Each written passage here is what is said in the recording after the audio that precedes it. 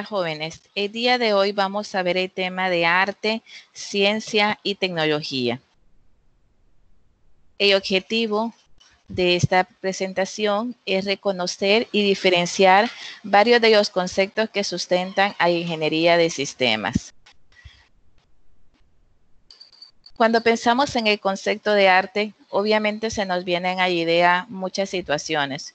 Por ejemplo, una persona pintando, una persona dibujando, o una persona que le gusta hacer deportes, o, o alguien que le gusta bailar. Pues básicamente cuando nos dicen el concepto de arte pensamos en eso.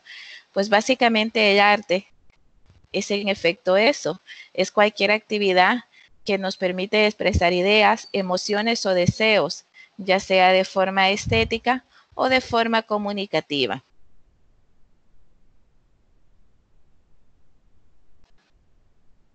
Podemos decir que la ciencia es una de las series de métodos empíricos y lógicos para las observaciones sistemáticas de fenómenos empíricos derivados del mundo natural, con el objetivo de entenderlos y por consiguiente explicarlos, es decir, y a teorización como tal. A esto es que nosotros le conocemos como método científico. En sí, y la ciencia es el conjunto organizado y sistemático de conocimientos que derivan de aplicar diferentes métodos. Los podemos dividir en el conjunto de ciencias específicas según el tipo de fenómeno empírico que investigamos, ya sea de área de física, de astronomía, de geología, de química, de biología o de psicología, entre otros. Podemos decir entonces que el conocimiento proporciona la base para la práctica y los problemas prácticos nos permiten o nos sirven para estimular la búsqueda del conocimiento teórico. Existen 4 tipos de conocimientos. Está el conocimiento empírico, que es aquel conocimiento que obviamente nosotros lo aprendemos empíricamente, no necesitamos ir a un sitio o a una escuela o a un colegio o universidad para poderlo aprender, sino que el día a día y conforme nosotros lo vayamos haciendo o de forma intuitiva, vamos adquiriendo este conocimiento como tal. Tenemos el conocimiento tradicional como tal, que es aquel que generalmente lo vamos pasando de generación en generación, es decir, son aquellos conocimientos que vamos adquiriendo muchas veces de forma empírica y que esto lo vamos transmitiendo y además, o que lo vamos transmitiendo de generación en generación. Tenemos el conocimiento revelado y tenemos el conocimiento científico como tal.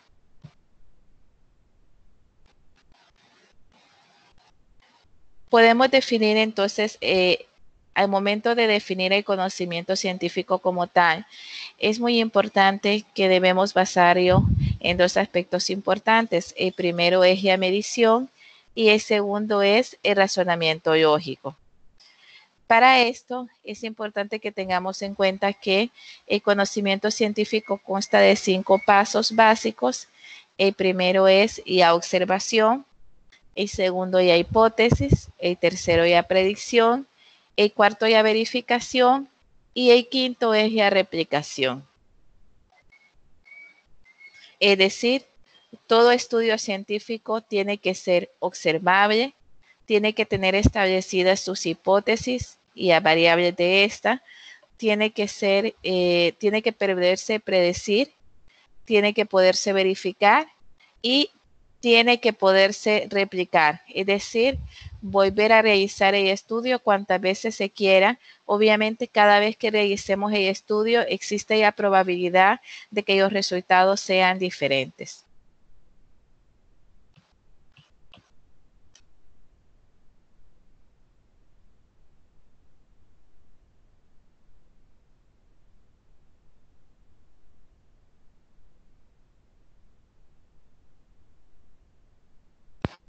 En resumen, podemos decir que el método científico busca estrategias que permiten un abordaje y lo más objetivo posible de la realidad. Al final, lo que se quiere con el método científico es eliminar al máximo todos una serie de mecanismos humanos de distorsión, ilusión y autoengaño en nuestro abordaje del mundo, sea individual o sea grupal. Tenemos unas características propiamente de la ciencia.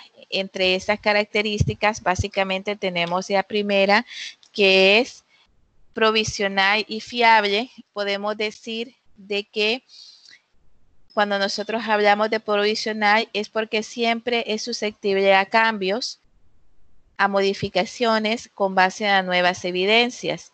Y en el caso de fiable es que al final estas nuevas evidencias nos ayudan a convencer a la mayoría de científicos de nuestras áreas para poder declarar algo cierto. Es decir, no solamente porque nosotros realicemos un estudio, vamos a decir, y según los resultados, vamos a decir que ese estudio es el absoluto o es el que contiene toda la verdad, sino que básicamente es fiable porque lo evalúan otros expertos de la misma área y si ellos están de acuerdo con el resultado de ese estudio, entonces se convierte prácticamente en un estudio que se puede publicar, se convierte en un artículo científico o se convierte básicamente en los resultados de o en la solución de un problema en específico. Tenemos el segundo, que es la creación de base empírica. Aquí decimos que propiamente la ciencia o los estudios como tal no se forman de una fe ciega o intuitiva, sino que se basa en la observación de experiencias repetidas y estas experiencias como tal se someten a pruebas. En la ciencia se une la fe, que es propiamente la creencia, con la justificación empírica como tal. El tercer punto que tenemos es que hay muchos métodos científicos. Esto es importante que lo tengamos en cuenta porque los métodos concretos son muy útiles en una ciencia, pero pueden ser no muy útiles en otras ciencias. En un inicio hablábamos de que la ciencia generalmente está organizada en grupo según la área de especialización, pues básicamente lo que para algunos científicos de alguna ramificación o de alguna especialización funcionan, es posible que para otros científicos esos métodos como tal no funcionen por el área de especialización de ellos. Un ejemplo claro podría ser la física a la medicina. Son dos áreas totalmente diferentes que al final estudian los problemas de forma diferente y por lo tanto utilizan una metodología diferente. En el cuarto punto tenemos que la ciencia se basa en la observación y en la experiencia, tan solo de un tipo de esas actividades. En este caso, lo más importante para nosotros es la observación minuciosa en todos los procesos. Es muy importante que tengamos en cuenta eso. Por ejemplo, no se puede hacer experimentos con montañas o astros. Y esto puede al final, no es que no se puede, sino que al final puede resultar carísimo y puede inferir en los fenómenos como tal, o al mismo tiempo puede ser un impedimento ético.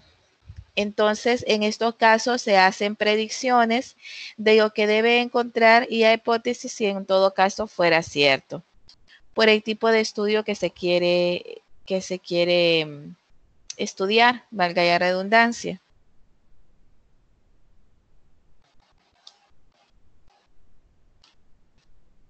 En el quinto punto tenemos que los experimentos están orientados hacia objetivos. Para diseñar experimentos se necesita una idea de lo que estamos buscando, es decir, no podemos diseñar un experimento en base a ver qué es lo que va a suceder una vez que se realice el experimento. Básicamente, cuando nosotros diseñamos un experimento, tenemos previamente que tener una idea de lo que nosotros estamos buscando. Es necesario tener en cuenta que ningún experimento por sí solo puede probar una teoría como tal. Tenemos el punto número 6, que el objetivo principal de la ciencia es generar teoría y leyes. Tenemos que los hechos son aquellos que cuidadosamente hemos observado y que ya teorías son explicaciones de esos hechos. Las leyes, por su parte, nos permiten a nosotros identificar y de alguna manera podemos establecer las relaciones entre los fenómenos observables y su conducta como tal. Y por último, pero no menos importante, es la creatividad. Para todo en la vida tenemos que utilizar creatividad, jóvenes, pero específicamente en la parte de la ciencia es muy importante la creatividad. Y la creatividad y imaginación como tal, básicamente son actividades que impregnan toda la actividad científica, desde el momento que se realiza y aparte de la recopilación de información como tal, es decir, desde el momento que observamos y recopilamos los datos y que al final eso nos sirve para poder realizar hipótesis. Al final la creatividad nos permite crear metodologías concretas que sirven para contrastar y eliminar autoengaños. Nos busca por medio de la creatividad poder, nos permite por medio de la creatividad poder buscar explicaciones prácticas y al mismo tiempo poner en práctica.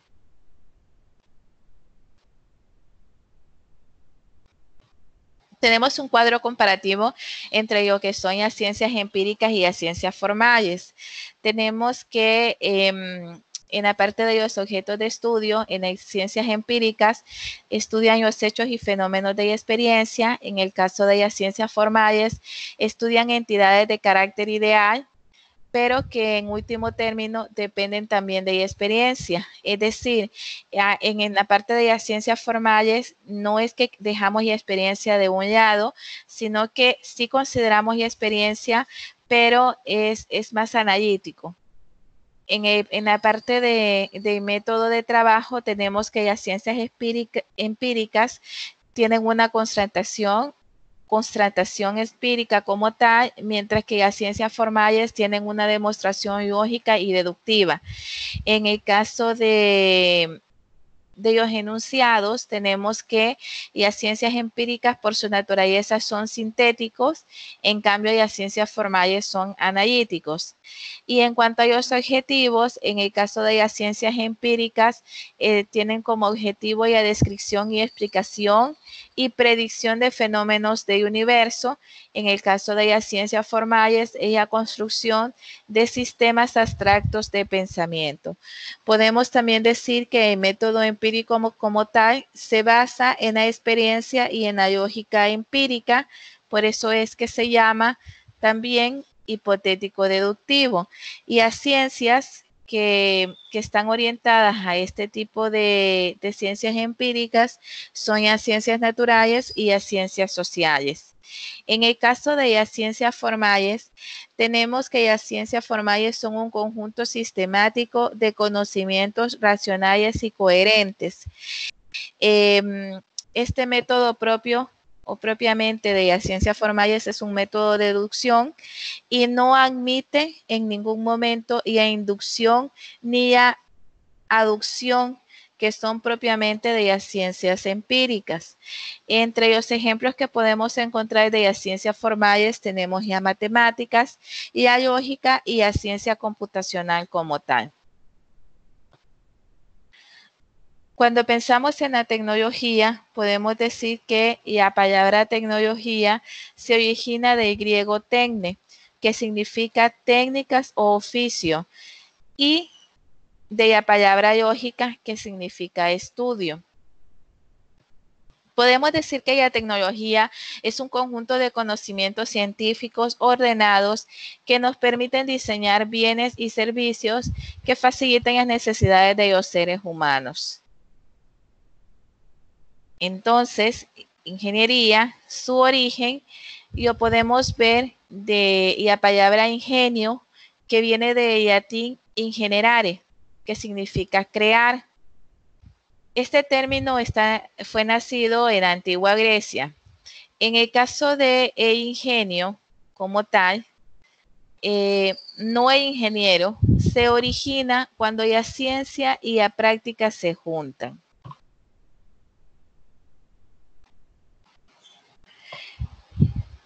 Y la fundamentación de la ingeniería en sistemas está basada en la palabra de ingeniería, que esta a su vez encierra por sí sola la capacidad de desarrollar de una manera creativa cosas que sean útiles. Son precisamente útiles en la medida que den una solución a una necesidad, a un problema o a una situación en particular. El origen de la ingeniería, podemos decir que la ingeniería como tal, o el ingeniero, se deriva de ingenioso. Los primeros registros de ingeniería datan entre 1150 y 1200, es decir, y a Edad Media, y hacen referencia a los creadores y operadores de máquinas de guerra. Podemos decir que básicamente el término ingeniero como tal nace en la Revolución Industrial en el siglo XIX. Esta palabra como tal o este término se aplicaba a aquellas personas encargadas de automatizar cualquier aspecto de la vida cotidiana. Hay muchas definiciones y conceptos acerca de la palabra ingeniería y de lo que es ser un ingeniero como tal. Algunos de ellos tenemos de la biblioteca, por ejemplo, de Microsoft, donde nos define el término ingeniería como la profesión en la que el conocimiento de las matemáticas y la física alcanzados con el estudio y experiencia y la práctica se aplican a la utilización eficaz de las materias y la fuerza de la naturaleza. Tenemos que el término ingeniero es o ayude a aquellas personas que han recibido esa preparación profesional en las ciencias puras y aplicadas.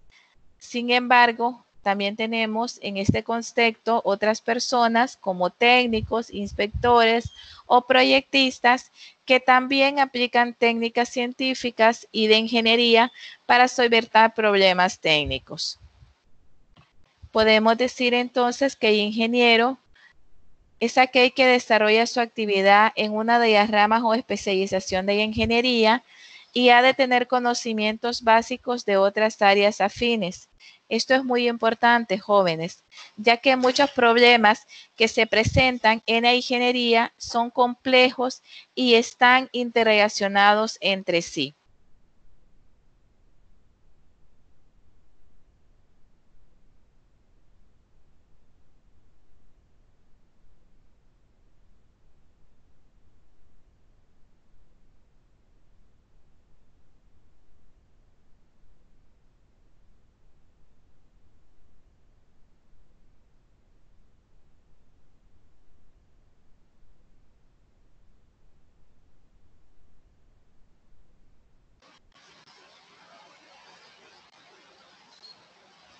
También tenemos el concepto, otro concepto que lo tenemos o lo obtuvimos de la página de Ingeniería Civil, y podemos decir que el concepto de ingeniería para ellos es la aplicación de los principios y conocimientos de las ciencias naturales y formales a la solución de las necesidades prácticas y materiales de la sociedad.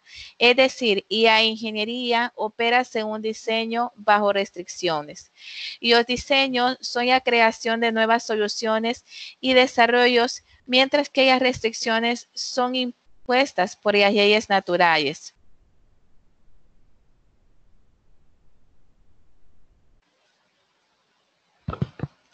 Y la integración entre diseño y restricciones es lo que permite que la solución de ingeniería sea viable, técnica y económicamente para un conjunto de necesidades dadas.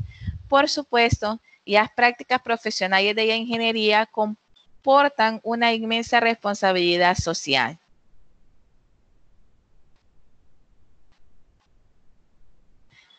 Tenemos también el concepto de ingeniería que nos da el diccionario de la lengua española, y tenemos que es el conjunto de conocimientos y técnicas que permiten aplicar el saber científico o la utilización de la materia y a fuentes de energía.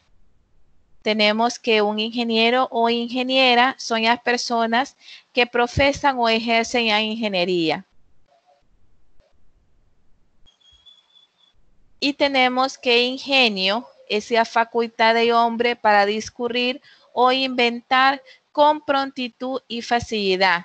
Sujetos dotados de la facultad, intuición, entendimiento, facultades poéticas o creadoras. ¿Sí? Tenemos también que básicamente son los que crean.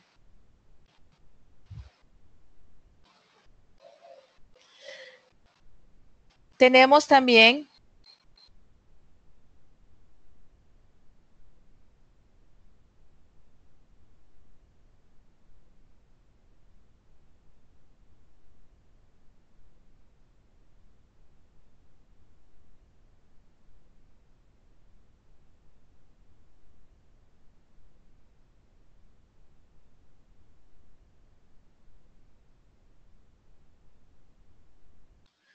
por último, tenemos que, según Grech, es el conjunto de conocimientos por los que las propiedades de la materia y de los recursos naturales de energía se hacen útiles al ser humano mediante máquinas, estructuras. Por lo tanto, esta profesión es en la que en el conocimiento de la materia y las ciencias naturales obtenidas por experiencia, el estudio y la práctica se aplican con criterio para desarrollar medios a fin de usar económicamente y los materiales y a fuerza de la naturaleza para el beneficio de la humanidad. Esto, por lo tanto, es una profesión en la que un conocimiento de la materia avanzada y de las ciencias naturales obtenidas por medio de la educación superior, experiencia y práctica se dedican principalmente a la creación de nuevas tecnologías para el beneficio de la humanidad. De igual manera, pueden estudiar aspectos conceptuales y teóricos de la ciencia y las ingenierías. Todo esto encaminado a que los futuros profesionales de esta carrera puedan poner en práctica en esta porción de espectros tecnológicos más cercanos a las funciones de investigación, desarrollo y diseño conceptual.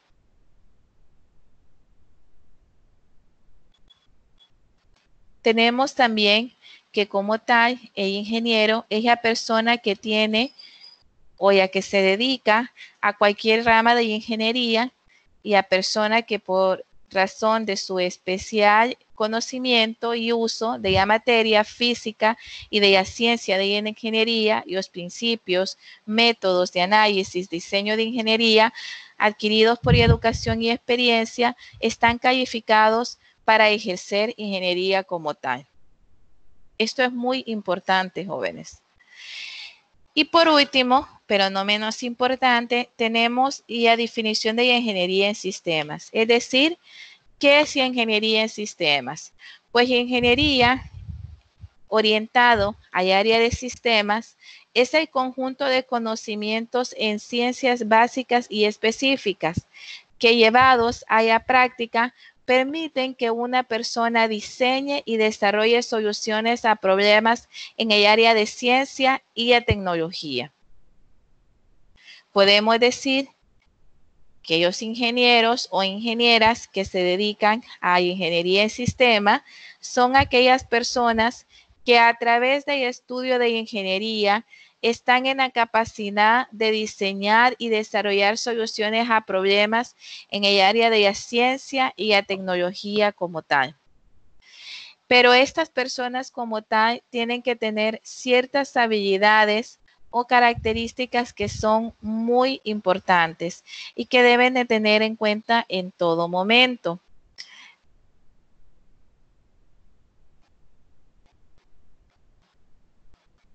Tenemos ya creatividad, que es la capacidad de ser original, innovador y descubrir o inventar.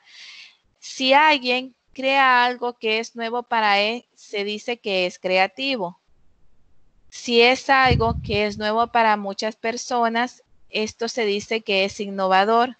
Pero si es nuevo para todo el mundo, se dice que es un nuevo invento.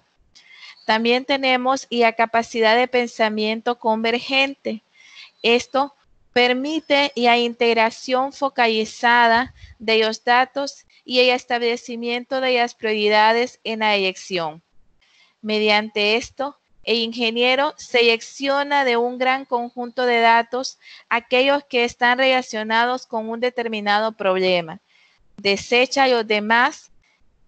Con el desarrollo de esta capacidad, el ingeniero en una determinada situación puede establecer prioridades a la hora de tomar una decisión. Solo se toman los datos que se necesitan, es decir, tiene que tener esa capacidad, ingeniero, de pensamiento convergente, de poder tomar de un montón de cosas, tomar lo que realmente necesita para poder solucionar un problema. Y la capacidad de pensamiento divergente. Esta es la capacidad de descubrir más de una respuesta correcta a una pregunta determinada. En principio, todos los problemas de ingeniería admiten más de una solución. Muchas personas quedan satisfechas cuando se encuentra una de ellas y no son capaces de hallar otra. Al desarrollar esta habilidad, el ingeniero puede fácilmente proporcionar otras soluciones además de la inicial, o debería de ser capaz de proporcionar otras soluciones además de la inicial. Tenemos también la capacidad analítica. Esta capacidad es la que más identifica al ingeniero como tal. Por esta habilidad, prefieren a los ingenieros sobre profesionales de otras disciplinas para realizar tareas en las que aquellos están entrenados, pero no poseen una habilidad analítica similar.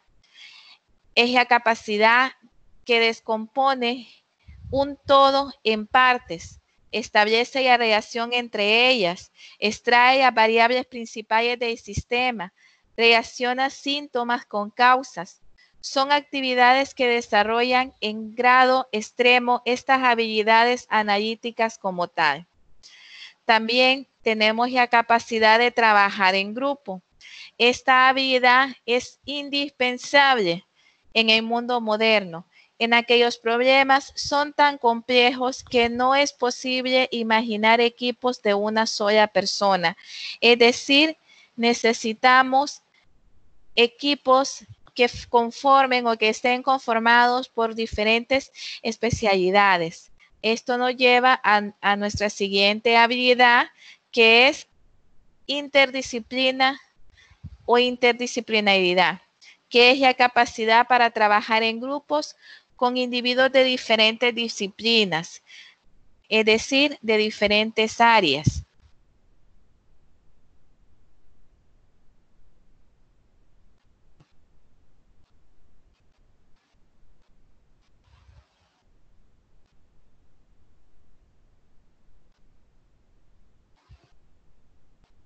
Tenemos también la siguiente habilidad, que es muy importante, que es serendipia. Y la serendipia es la facultad de encontrar una cosa mientras se busca otra. Desarrolla una actividad o una actitud como tal indagatoria. Es decir, no solamente se queda en encontrar una solución, sino que en medio de lo que ella está buscando para poder encontrar esa solución, puede a su vez encontrar otras cosas. Esto es muy importante. Es decir, con esa facultad de indagar, puede aprovechar los hallazgos brindados al azar. Aunque no respondan a lo que nosotros buscamos, esta facultad de encontrar altamente desarrollados entre los descubrimientos y los inventores. Es decir, el poder Por medio de esta facultad se pueden encontrar o desarrollar nuevos descubrimientos o inventos. Tenemos el diseño conceptual, que es el opuesto al diseño detallado como tal. Básicamente, lo que se busca es que el ingeniero se dedique más a las especificaciones de un producto que a los detalles mínimos del mismo. El ingeniero debe de definir a grandes rasgos lo que desea para que otros transformen sus ideas en realidades. Este punto es sumamente importante.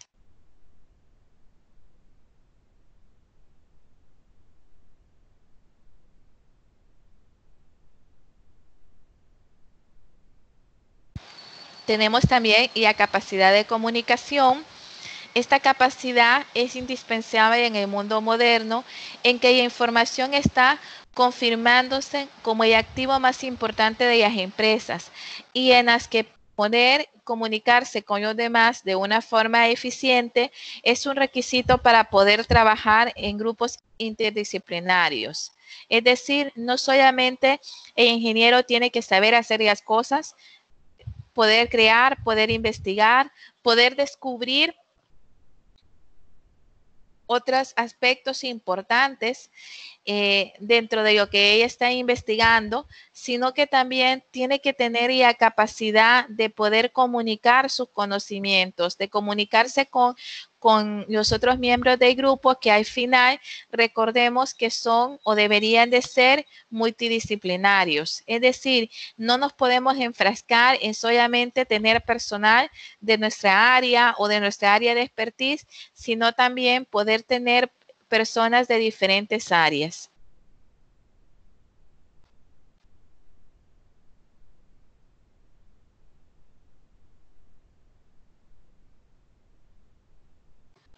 Tenemos también aspectos como son el dominio de un idioma técnico. Recuerden que la mayoría de los libros o especificaciones, pues no se encuentran en el idioma en español, ¿verdad?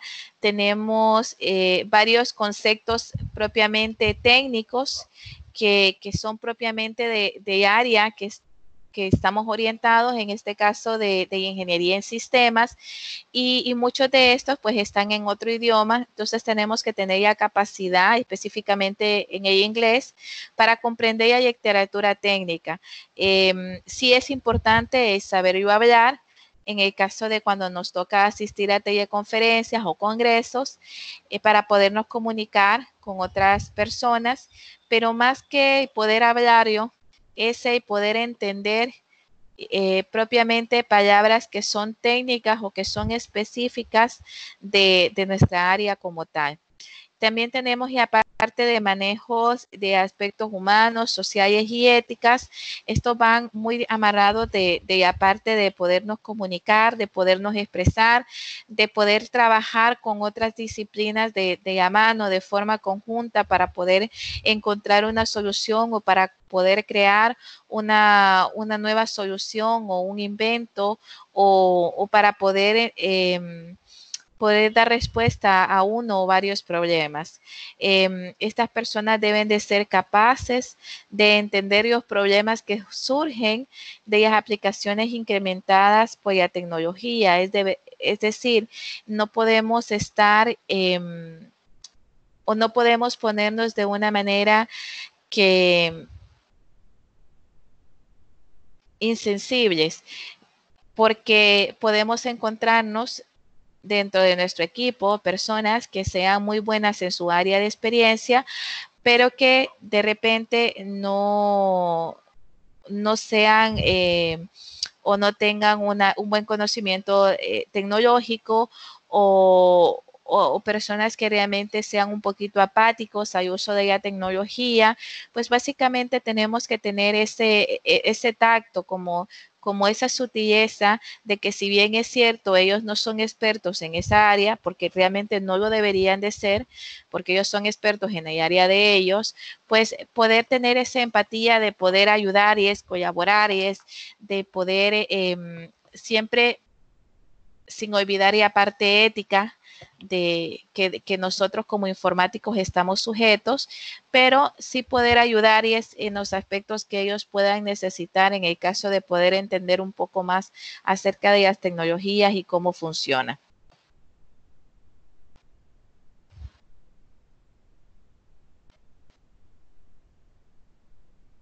Podemos decir entonces que ingeniería es el arte y técnicas de aplicar los conocimientos científicos a la invención. Recordemos entonces que un ingeniero tiene que crear, pero no solamente crear por crear, sino crear cosas útiles que nos permitan o que sean funcionales o que den respuesta a un problema o una situación específica.